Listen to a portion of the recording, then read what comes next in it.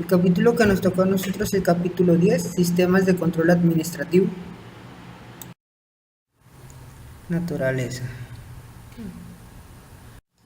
La contabilidad administrativa tiene un objetivo triple.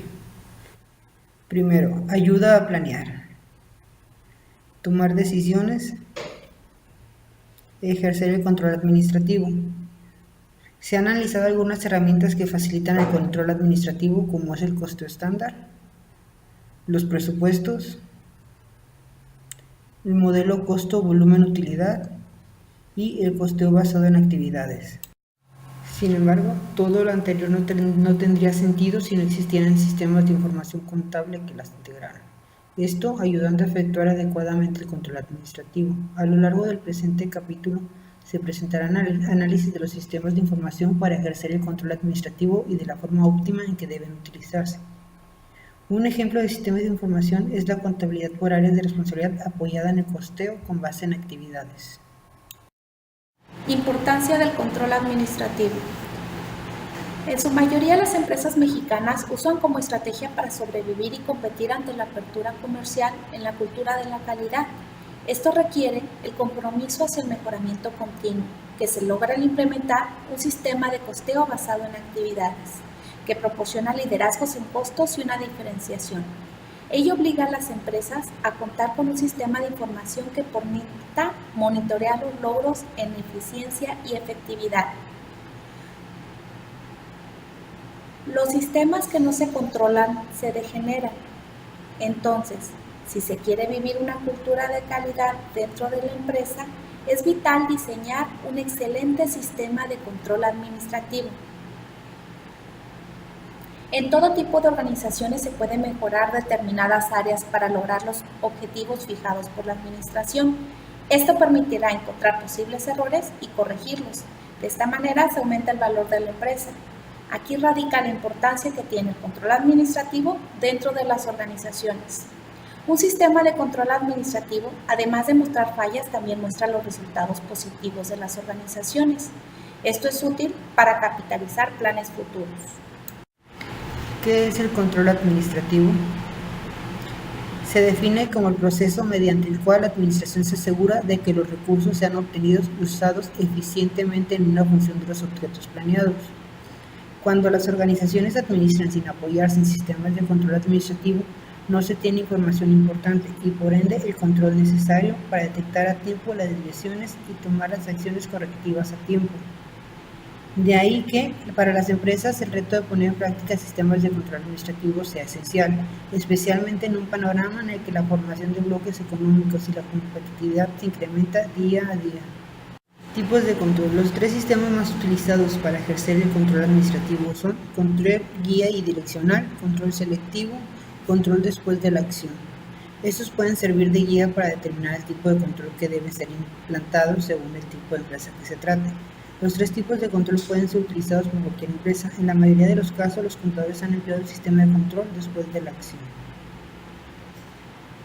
Control guía y direccional. Los resultados se pueden predecir y las acciones correctivas deben efectuarse antes de completar la operación. Un ejemplo sería un vuelo espacial donde se planean y se aplican acciones correctivas antes del aterrizaje. Durante el vuelo se van aplicando acciones correctivas que previamente fueron estudiadas. No se espera estudiarlas hasta que aparecen los problemas, ya que sería inoportuno llegar a este punto para corregir el curso de la acción. Control selectivo. Consiste en la verificación de muestras de una operación específica con el fin de detectar si cumple los requisitos previstos y de esta manera determinar si se puede continuar con el proceso. Como ejemplo de este método se encuentra el control de calidad, en la modalidad que emplean muchas empresas de producción masiva. Control después de la acción. Una vez que la operación ha concluido, se miden los resultados y se comparan con un estándar previamente establecido. Los presupuestos son el ejemplo típico de este sistema de control. Objetivos del control administrativo. El control administrativo en las organizaciones contribuye al logro de los siguientes objetivos: diagnosticar, comunicar y motivar. A continuación se explica cada uno de ellos. Número 1. Diagnosticar. El control administrativo es una herramienta que permite descubrir áreas problema o áreas de aciertos para corregir una situación o, en su caso, capitalizar un acierto. La finalidad del control administrativo es preventiva, más que correctiva. Número 2. Comunicación. Otro de los objetivos básicos del control es proporcionar un medio de comunicación entre las personas que integran la organización. Esto se logra informando los resultados de las diversas actividades que se llevan a cabo dentro de la empresa. Número 3. Motivación. El ser humano necesita ser estimulado, requiere incentivos para que contribuya al logro de los objetivos de la compañía, pero también requiere que los objetivos de la empresa no se encuentren en conflicto con sus objetivos personales o con los de su grupo social. De haber oposición de objetivos, los primeros objetivos perjudicados son los de la empresa. Etapas para diseñar un sistema de control administrativo. Número 1. Definición de los resultados deseados. El diseño de un buen sistema de control debe iniciarse en función de un objetivo fijado por la administración, determinando el conjunto de acontecimientos deseables en el futuro. Una vez más queda demostrada la interacción entre planeación y control. 2. Determinación de las predicciones que guiarán hacia los resultados deseados. Un control administrativo efectivo es el que se preocupa por determinar con anticipación los elementos de predicción que durante el proceso del control ayudarán a la obtención de los resultados deseados. Los elementos predictivos son indicadores para detectar desviaciones respecto a lo planeado y corregir oportunamente las fallas.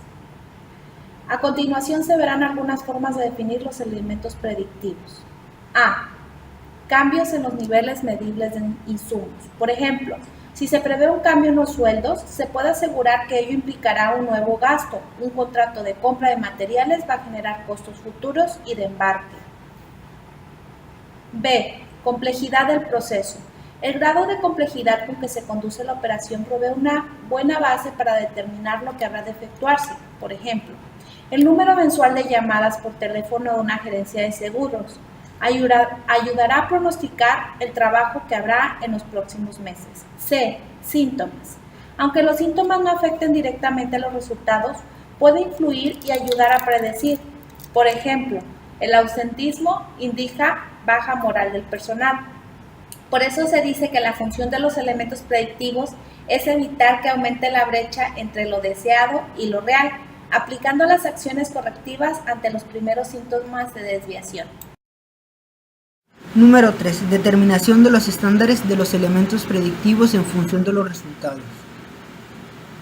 Lo que se pretende en esta etapa es fijar el nivel que se considera aceptable y con el cual se harán las comparaciones.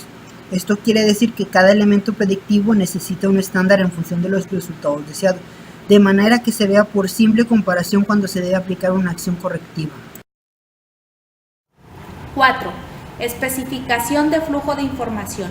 El éxito de un sistema de información para ejercer el control administrativo dependerá de aplicar la filosofía de la calidad del servicio. Habrá que preguntarle a cada responsable de las áreas de línea o bien de staff lo siguiente. ¿Qué indicadores quieres que se te informen? ¿Cada cuándo quieres que se te envíen? ¿Cómo quieres que se te presenten?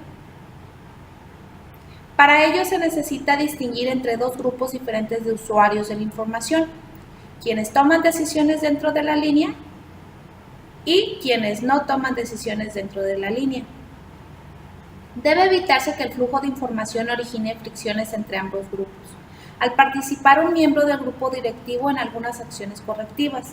Lo más importante en esta etapa, independientemente de los canales de información que se establezcan, es que los administradores estén seguros de la confiabilidad y de la relevancia de la información que se está manejando.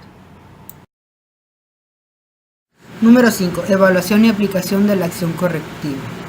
Antes de iniciar la acción correctiva se requiere un análisis de cada elemento predictivo para detectar dónde se encuentra realmente la falla y no emprender acciones correctivas sin estar seguros de la efectividad del remedio.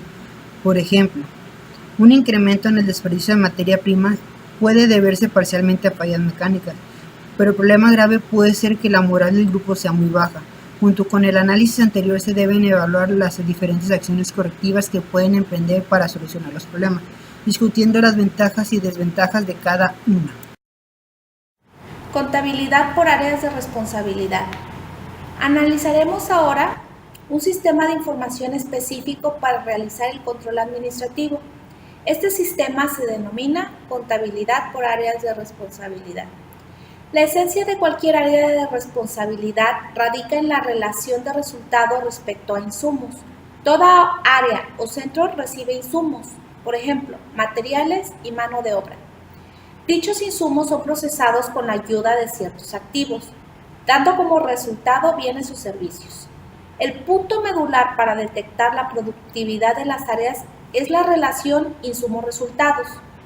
Debe tratarse de traducirlos en términos monetarios para tener un común denominador que permita comparar dicha relación. Para traducirlos a términos monetarios se multiplica la cantidad física por el costo estándar unitario o precio unitario. Los insumos expresados en la forma anterior reciben el nombre de costos, los resultados, el de ingresos. Para saber si un área de responsabilidad utiliza correctamente los recursos, se aplica el análisis de eficiencia a través del enfoque de costeo basado en actividades. Por otro lado, la efectividad de dicha área se medirá analizando en qué medida los resultados que están generando concuerdan con los objetivos de la compañía. Ventajas de la contabilidad por áreas de responsabilidad. 1. Facilita la correcta evaluación de la actuación de los ejecutivos de la empresa. Proporciona información y señala las áreas que lograron su objetivo, las que lo superaron, etc. Siempre hay un responsable a cargo de cada área de la empresa. 2. Ayuda a la aplicación de la administración por excepción. Permite a cada administrador comparar entre su presupuesto y lo realmente obtenido para atender las variaciones significativas, especialmente a detectar qué actividades o procesos no agregan valor y deben ser eliminados. 3. Sustituye la presentación tradicional de los resultados, favoreciendo una mejor delimitación de responsabilidades. 4. Motiva a utilizar la administración por objetivos o por resultados, ya que supera el objetivo principal de la empresa en los objetivos destinados a cada área. La estructura de la organización como fundamento del sistema de contabilidad por áreas de responsabilidad. El sistema de contabilidad por áreas de responsabilidad no se podrá implantar en una empresa donde no esté perfectamente definido el papel que juega cada uno de los miembros de la organización. Por ello, es necesario que esté perfectamente delimitada la autoridad y responsabilidad de cada uno, de manera que nunca ocurra una situación de la cual nadie es responsable. Este sistema se basa en la existencia de una persona responsable de lo que ocurra dentro de cada área, de tal forma que en un momento dado puede explicar las razones que provocaron cierto hecho en los cuales el sistema de control administrativo está interesado. Esta es una premisa sustancial que, si no es totalmente comprendida en la organización, hace perder sentido a la aplicación del sistema de control. Como se puede apreciar, el organigrama expresa la función que cada empleado cumple en la organización. Sin embargo, además de dicho organigrama, es necesaria la existencia de un manual donde se aclaren las funciones. Un sistema de control que se justifica en tanto sirve a las personas para su mejoramiento y desarrollo dentro de la empresa, y a esta para diagnosticar fallas y aciertos, corrigiendo los primeros y capitalizando los segundos, en coordinación con cada uno de los responsables. Actividad que sería imposible sin personas a cargo de estas funciones. También es aconsejable para facilitar el objetivo de comunicación del sistema. Evaluación de las diferentes áreas de responsabilidad. Se explicó que la eficiencia con que se maneja un área depende de la relación de sus insumos y resultados. Dicha relación puede ser medida comparando lo que agrega valor respecto a lo que no agrega valor. La manera en que se realiza esta comparación depende de la naturaleza del área de responsabilidad de que se trate. Todos los centros de responsabilidad generan resultados. Esto quiere decir que producen algo y a su vez todos tienen insumos. Por lo tanto, la clasificación se organiza en función de la dificultad de medir ambos factores y la relación entre ellos.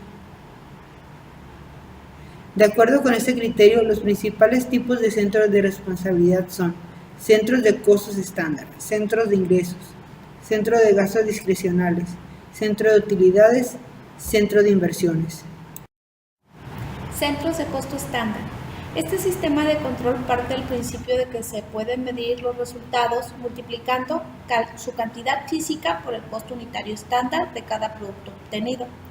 Se detectan así las variaciones del área de producción, ya sea bienes o servicios, lo que se produce en la empresa y en el área específica. Generalmente, el director de producción es evaluado y controlado en función de su manejo eficiente de los estándares bajo el enfoque de costeo basado en actividades. Este sistema de control debe incluir ciertos aspectos cuantificables, aparte de los costos estándar, como normas de calidad, uso de la capacidad instalada, etc., lo cual también se debe indicar en forma estandarizada. También es conveniente analizar ciertos datos cualitativos, como rotación de personal, moral del grupo, etc. 2. Centros de ingresos. Trata de medir la captación de mercado, expresada en términos de venta, lo cual puede ser comparado con lo que cuesta lograr esas ventas.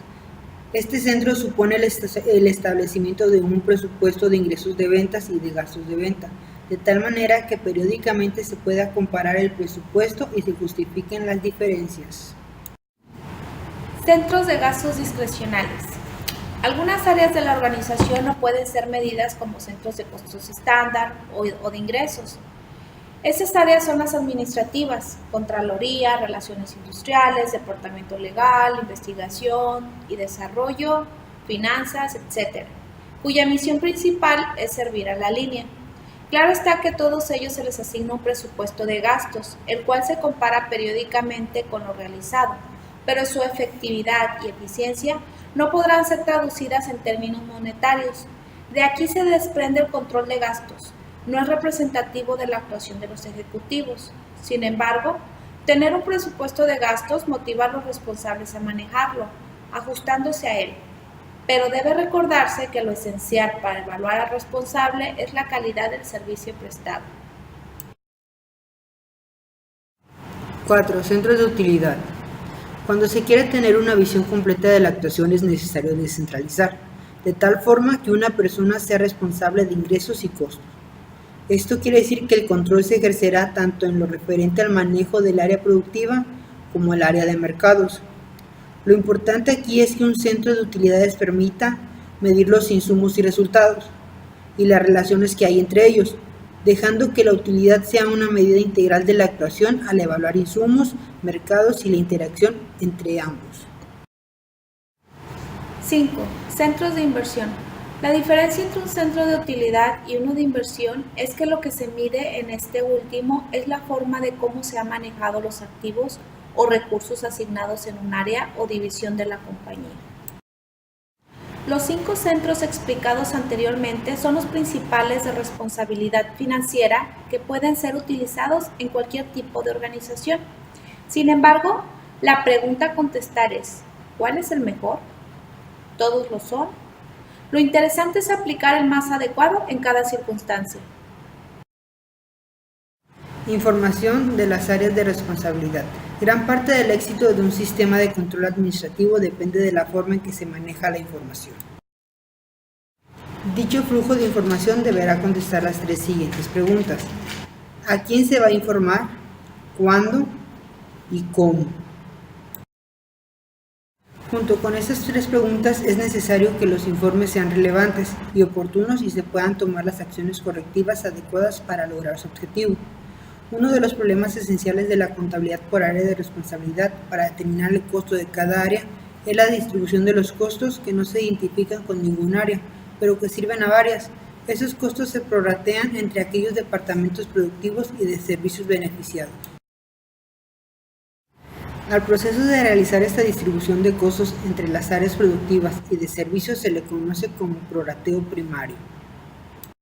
Cuando la organización distribuye los costos de los departamentos de servicios entre los departamentos o áreas que se ven beneficiados con dichos servicios, se conoce como prorrateo secundario.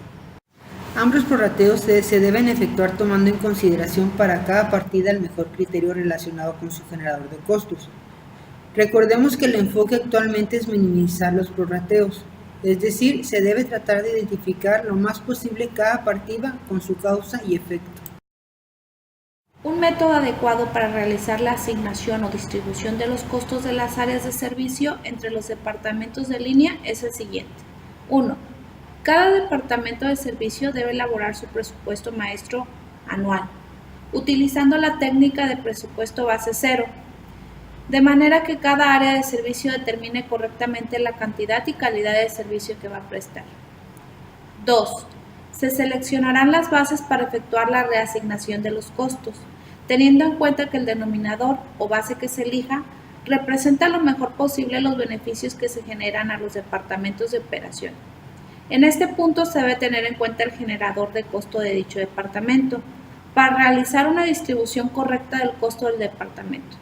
Normalmente las bases que se eligen permanecen constantes durante varios años, hasta demostrar que ya no tiene sentido su empleo como herramienta de asignación de los costos.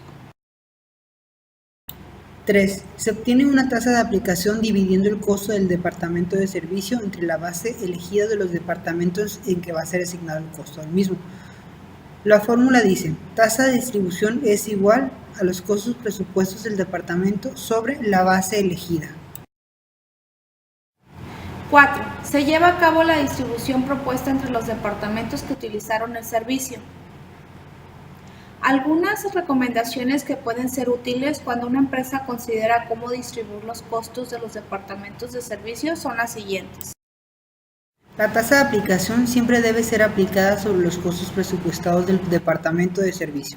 En ningún caso se justifica que el departamento de servicio distribuya sus costos reales, es decir, no tiene por qué transferir sus deficiencias a los demás departamentos.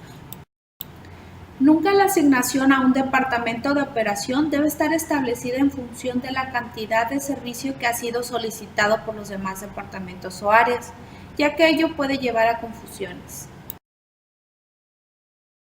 De ser posible, se debe controlar el comportamiento de los costos de cada área de servicio y que fueron asignados a las áreas de operación.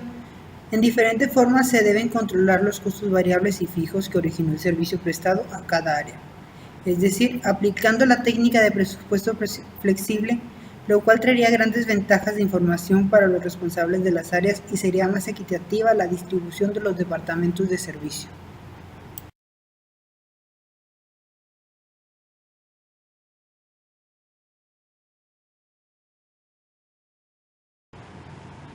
La empresa Monitores ha desarrollado estándares de valor agregado para sus gastos indirectos del área de recepción, ensamble y empaque. Los niveles de valor agregado para cada una de las actividades, los niveles alcanzados y los precios estándar son los siguientes. El precio pagado por los insumos es igual al de los precios estándar. En este problema se pide 1. Preparar un reporte que muestre los gastos indirectos que agregan y no agregan valor en cada una de las actividades. 2. Suponga que la compañía quiere reducir los costos que no agregan valor en 30% para el siguiente año. Prepara un estándar alcanzable que pueda ser utilizado para evaluar el progreso de la compañía hacia su meta. Bueno, lo primero que tenemos que hacer para desarrollar este problema es sacar el no valor. Este se saca de la diferencia del nivel actual menos el valor agregado. Igual lo mismo con el ensamble y con el empaque.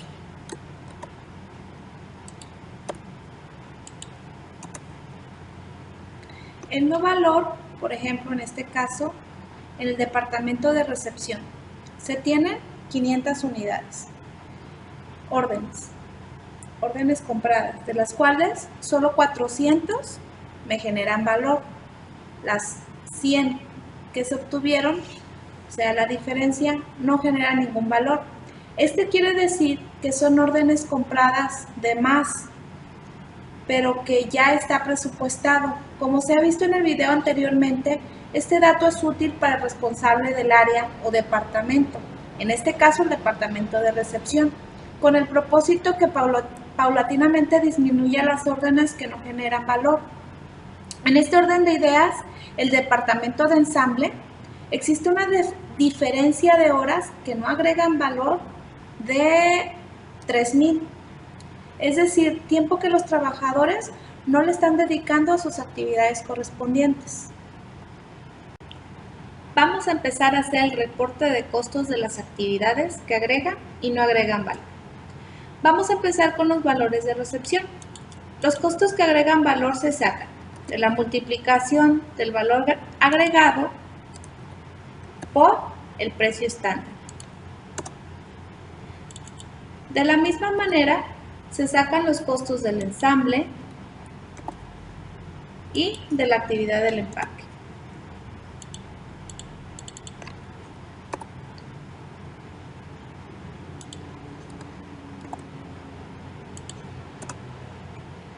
Una vez obtenidos estos, se suman.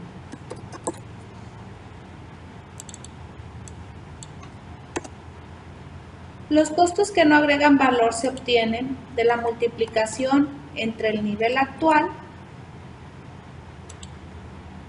y el precio estándar. A esto le restamos el valor agregado.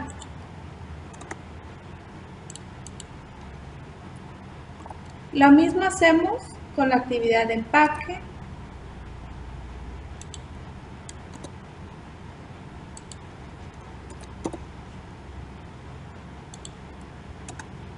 y la actividad de ensamble.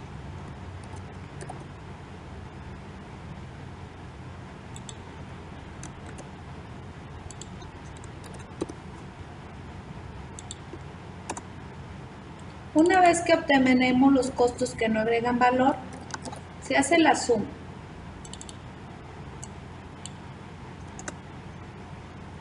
Para comprobar que los datos obtenidos sean correctos, se suman los datos que agregan y no agregan valor de las actividades de recepción, ensamble y empaque.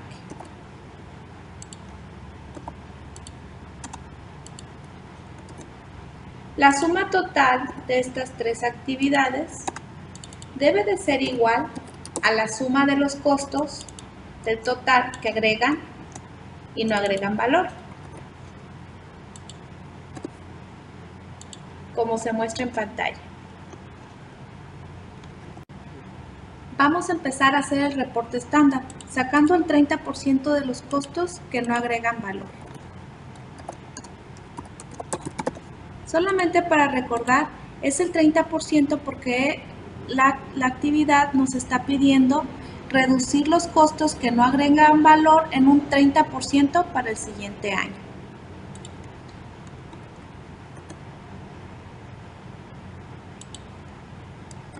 Entonces, para el departamento de recepción, a los 100 que no se agrega valor, se le saca el 30%, y así sucesivamente con los siguientes departamentos. Departamento de ensamble, el 30% de las 3,000 horas serían 900 horas. Y finalmente para el de empaque, las 200 órdenes vendidas por el 30% nos da un total de 60. Para obtener la cantidad, una vez que obtuvimos el 30%, sacaremos el dato de la cantidad. Empezamos con la actividad de recepción. Para obtener este dato, se le resta al nivel actual el 30% de los costos que no agregan valor para cada departamento. Entonces, al ensamble, la cantidad actual de las horas menos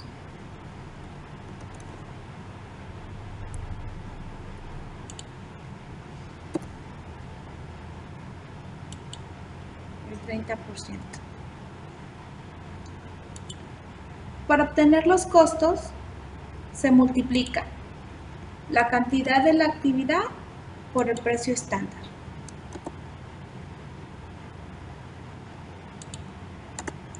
Esta operación para cada uno de los departamentos.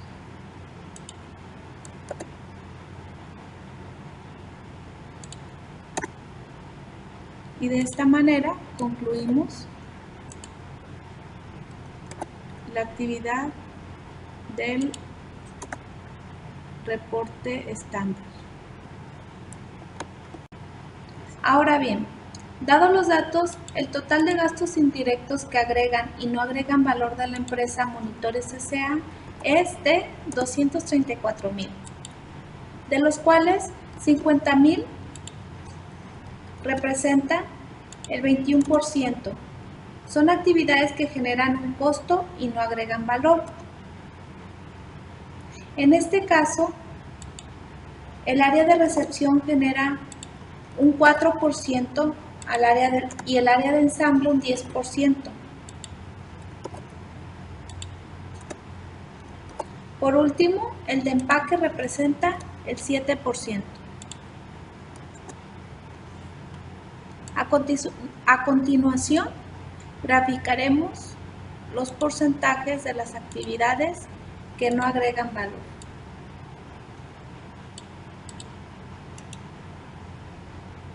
Con base en la explicación anterior, podemos concluir que la importancia de los sistemas de control administrativo radica en contabilizar las actividades y detectar errores, notificar al responsable del departamento en qué está fallando. Por ejemplo, en el ejercicio que acabamos de hacer, en el área de ensamble hay 3,000 horas que no agregan valor. Esto representa un 10% de los gastos indirectos que genera la empresa. Finalmente, cabe destacar que de acuerdo con la información que se ha venido exponiendo a lo largo del video, es importante identificar las actividades que agregan y que no agregan valor. Las que agregan valor son oportunidades en que la empresa puede capitalizar y aumentar su productividad, y las que no agregan valor, irlas disminuyendo paulatinamente, haciendo planes y presupuestos en los cuales se puedan proponer metas a los responsables de cada uno de los departamentos, y así disminuir sus costos que no agregan valor en las actividades de la empresa.